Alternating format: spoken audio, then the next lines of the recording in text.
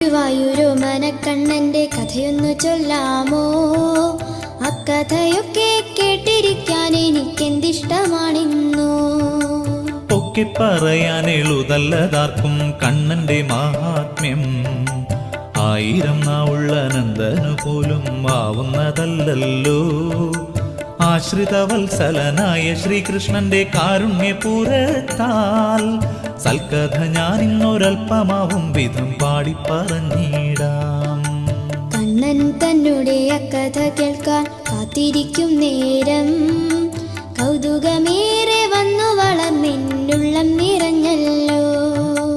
ആലില കണ്ണന്റെ പൂജകനായി പണ്ടൊരു കാലത്ത് ഉണ്ടായിരുന്നു പോൽ നെന്മിനിയിലത്തൊരച്ഛൻ നമ്പൂരി.